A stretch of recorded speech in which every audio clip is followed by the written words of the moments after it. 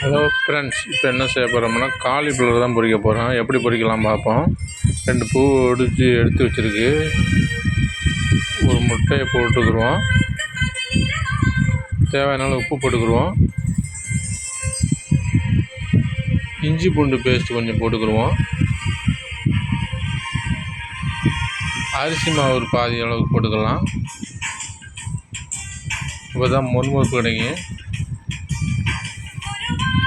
Cornflour மாவு கொஞ்சம் பாதி போட்டுக்குருவோம்.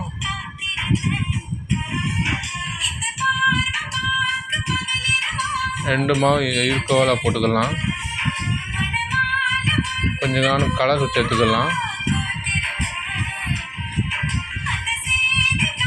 போட்டு நல்லா கிளறி விட்டுக்குருவோம்.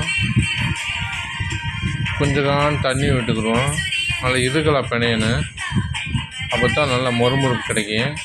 நம்ம தண்ணியாக பிணைஞ்சிங்கன்னா மொறுமொறுப்பு வராது. இன்னும் கொஞ்சம் லேசாக விட்டுக்கலாம். அந்த அளவுக்கு போதும். எண்ணெய் மீடியம் நெருப்பில் வச்சுக்கிறோம். எண்ணெய் போதுமான அளவுக்கு, ரொம்ப நெருப்பாக வச்சிடக்கூடாது.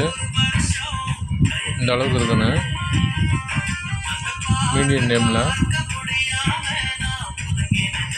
நல்லா கிளறி விட்டுக்குறோம். தனித்தனியாக பிரிஞ்சு விடணும்.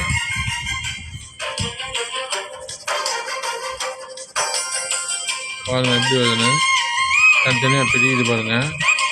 ரெடி ஆகிடுச்சு. முறை மாறிடுச்சு. நீ அள்ளிடலாம்.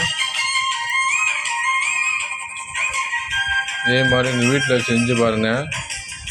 செஞ்சு பார்த்து நம்ம கமெண்ட் பண்ணுங்கள். நம்ம சேனலை லைக் பண்ணுங்கள் மறந்துடாமல். கருவேப்பிலை கொஞ்சம் உருவி போட்டு எடுத்துக்கிடுவோம். நம்ம சேனல் பெல்லிக்கான தட்டுங்க மறந்துடாமல். சூப்பராக வச்சு பாருங்கள். முறுமுறுன்னு வருது பாருங்கள். இந்த அளவுக்கு இருக்கணும்.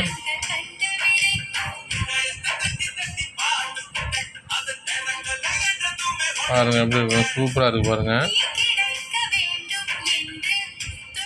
ஏன்னா கொஞ்சம் கருவேப்பிலை போட்டுக்கலாம். இந்த கலர் கிடைக்கணும்.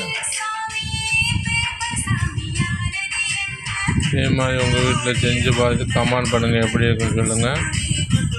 மறந்துடாமல் நம்ம சேனலை லைக் பண்ணுங்கள். மறந்துடாதீங்க.